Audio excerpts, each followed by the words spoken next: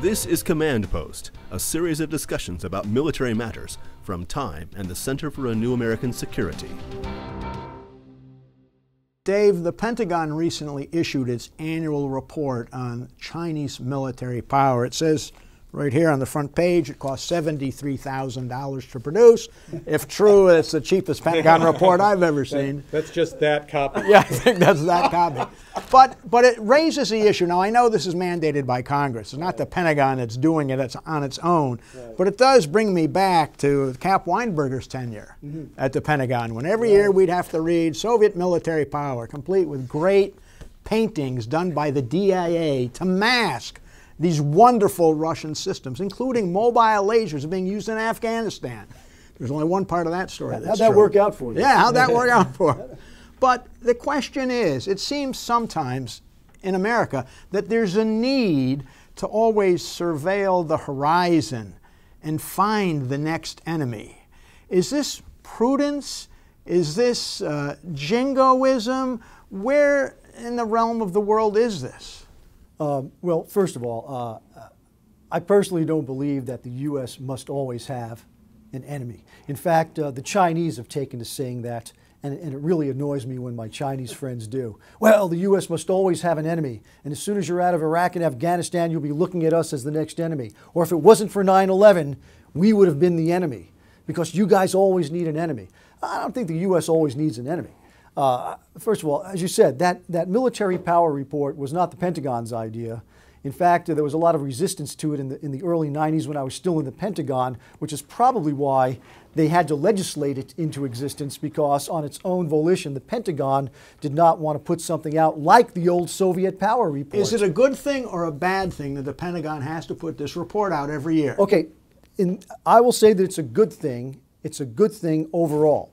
And the reason it's a good thing is that were it not for this Pentagon report, you wouldn't have anything rather official that would talk about Chinese military modernization. Well, come on, the admirals and the generals go to the Hill every year and are asked about it ad infinitum. Are you simply talking a document that you can pull out and say, this is what the Chinese are up to? No, I think that this document fills a real gap in the open source and public domain literature on what the Chinese military does. It is an imperfect document. I have, in fact, in the past been highly critical of some sections of it with friends in OSD. It is not the be-all and end-all, but it also puts out on the table that this is what the Chinese military is up to. You know, would that we wouldn't have to have it legislated? That would be great. But since we have no choice but to put out this report, because it is in the Defense Authorization Act of 2000 and supplemented by Defense Authorization Act of 2010, it might as well be the best, most objective and informative report that it could be. I frankly think it's a much better report than the old Soviet power reports, where you had artist conceptions of this, that, or the other. If nothing else, it's not in as aggressive a color scheme.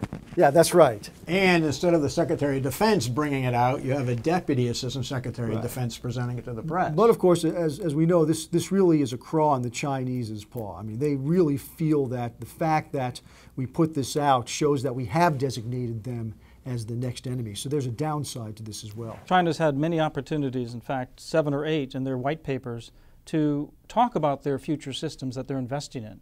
But you won't read about those systems in even the latest white paper. They talk in vague generalities. So if China were a democracy, we wouldn't need this kind of report.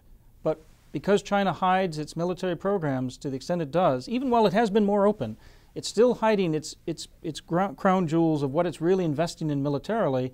Somebody needs to come out and talk about this. This report takes a lot of the ideology out of some of the old Soviet military power reports, and it puts in pretty plain language an unclassified estimate of Chinese anti-satellite weapons, their new anti-ship ballistic missiles, their carrier program, their cyber capabilities. And that's the cyber capabilities. Interesting story there was just recently the Chinese took offline a military program about technology because it inadvertently showed that it was launching a cyber attack on a North American site, which means that even while they try to be more open, they're still very nervous about showing really the direction of their technology. This is just hardware, though, so we shouldn't confuse this with strategy. Right, and we shouldn't confuse it with the totality of Chinese military modernization, because one of the things that this report doesn't talk about are the terrific advances in institutional reforms that the PLA has made over the last 17 years.